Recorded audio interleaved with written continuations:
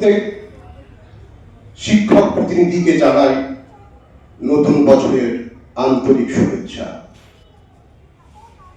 আজকে আমরা এখানে উপস্থিত হয়েছি একটা মহৎ উদ্দেশ্যকে নিয়ে। কারণ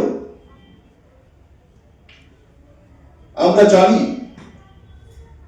শুধু প্যারা টিচার শুধুমাত্র এই বাংলাতেই নিয়োগ করা হয়নি।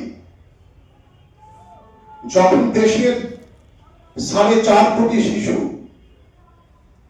শিক্ষার বাইরে ছিল, ঠিক তখনই ভারতবর্ষের প্রায় সমস্ত রাজ্যে পার্শ্ব শিক্ষক নিয়োগ করা হয়েছিল এবং 2004 সালে পশ্চিমবঙ্গে তৎকালীন বামফ্রন্ট সরকার পার্শ্ব শিক্ষক হিসেবে আমাদের নিয়োগ করেছিলেন। সমগ্র শিক্ষা মিশনের অন্যতম কাণ্ডারি আমরা পার্শ্ব শিক্ষক।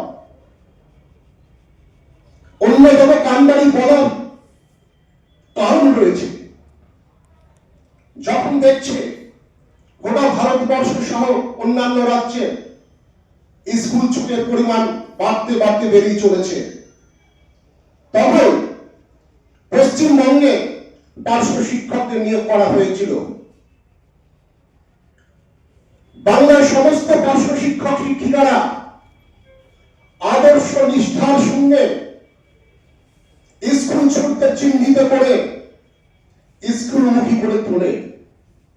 আপনারা নিশ্চয় জানেন, এই 5-7 দিন আগে বিভিন্ন পত্র পত্রিকাতে একটা খবর বেরিয়েছিল। সেই খবরে কি ছিল? এই বাংলাতে স্কুল ছুট একেবারে নীল, অর্থাৎ স্কুল ছুট আর নেই। তাহলে ভাবতে পারছেন যে আজকে স্কুলে কারা গুরু দায়িত্ব পালন করছে? নিশ্চিতভাবে উত্তর হচ্ছে পার্শ্ব শিক্ষকরা। তাহলে এত নিষ্ঠা আদর্শের সঙ্গে কাজ করার পরেও আজকে বলতে পারেন সাংবাদিক বন্ধুরা, আমরা কেন জীবন যুদ্ধে হেরে যাচ্ছি? আমরা শিক্ষার অঙ্গনে আমরা মানুষ গড়া কারিগর, আমরা ছেলে পেলে পড়াচ্ছি, কোটি কাজাদের মানুষ করছি, আমরা ডিএম তৈরি করছি, আমরা মুখ্যমন্ত্রী তৈরি করছি, অর্থাৎ এত বড় একটা গুরু দায়িত্ব আমরা নিয়েছি, তবুও আমরা প্রতি পদে জীবন যুদ্ধে পরাজিত হচ্ছি। কেন বলছি জীবন যুদ্ধে পরাজিত হচ্ছি? আজকে ভাবতে অবাক লাগে, আকাশ ছোঁয়া দ্রব্যমূল্য বৃদ্ধি পেয়েছে। আমরা দেখেছি স্থায়ী শিক্ষকরা বা অন্যান্য কর্মচারী, সরকারি কর্মচারীদের প্রতি বছর 2-1 করে দিয়ে তারা পাচ্ছে। আর পার্শ্ব শিক্ষকরা জানেন সাংবাদিক বন্ধুরা, আমরা কত টাকা পাই জানেন? আমরা মাত্র আপার প্রাইমারি পার্শ্ব শিক্ষক শিক্ষিকারা ইপিএফ কেটে পাই 12,766 টাকা। প্রাথমিকে কর্মরত পার্শ্ব শিক্ষক শিক্ষিকারা পান 9,794 টাকা। এই যৎসামান্য টাকা থেকে একটা সংসার ঠিকঠাক চলতে পারে? কখনোই চলতে পারে না।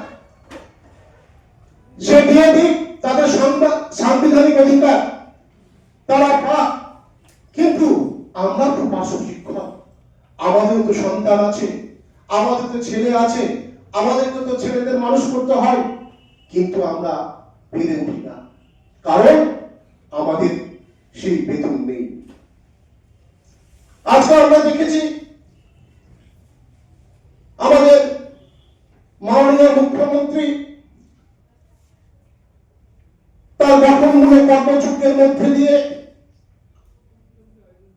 মানুষের স্বার্থে বিভিন্ন রকম তিনি উন্নয়নের কাজ করে যাচ্ছেন। বিভিন্ন প্রকল্প, সেই স্বাস্থ্য সাথী থেকে শুরু করে শিক্ষাশ্রী, কন্যাশ্রী, সমস্ত জায়গায় আমরা দেখছি তার উন্নয়ন, রাস্তাঘাটে উন্নয়নের শেষ নেই। আমরা এটাও জানি এই বাংলা উন্নয়নের পাঠস্থান, খুব ভালো, কিন্তু উন্নয়নের পীঠস্থান। কিন্তু দুর্ভাগ্যের বিষয় আজকে পার্শ্ব শিক্ষকরা অনাহারে অর্ধাহারে দিন কাটাচ্ছে, কিন্তু আমাদের উন্নয়ন ঘটেনি। আমরা যে জায়গায় ছিলাম সেই জায়গাতে আমরা পড়ে আছি। আজকে মাননীয় মুখ্যমন্ত্রীর কাছে বিনম্র চিত্তে আমাদের এই পশ্চিমবঙ্গ পার্শ্ব শিক্ষক ওয়েলফেয়ার অ্যাসোসিয়েশনের মাধ্যমে, আমাদের প্রিয় সাংবাদিক বন্ধুদের মাধ্যমে ওনার দৃষ্টি আকর্ষণ করতে চাই যে আমাদেরকে বাঁচান।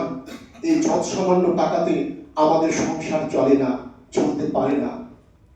আমরা আশাবাদী মাননীয় মুখ্যমন্ত্রী, মানবিক মুখ্যমন্ত্রী, উনি আমাদের এই কান্না, এই দুর্দশার কথাগুলি শুনবেন এবং অবশ্যই উনি আমাদের সমস্যার সমাধানগুলো করবেন। আমরা আমাদের কোর কমিটি রয়েছে, আমরা চারখানা দাবি আমাদের প্রিয় সাংবাদিক বন্ধুদের মাধ্যমে মাননীয় মুখ্যমন্ত্রীর দৃষ্টি আকর্ষণ করতে চাই।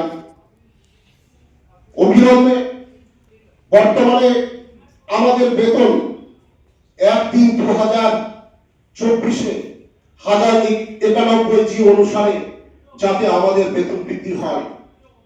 কারণ আমরা দেখেছি মাওবাদী সরকার ক্ষমতায় আসার পর শিক্ষা থেকে স্বাস্থ্য, স্বাস্থ্য থেকে বিভিন্ন জায়গায় কন্ট্রাকচুয়াল কর্মচারীরা নিয়োগ করেছেন। আমরা বলতে চাই যে একজন পার্শ্ব শিক্ষক শিক্ষিকা তার জীবনের যৌবন শেষ করে দিলেন স্কুলে, 20 বছর আমরা চাকরি করছি, সেই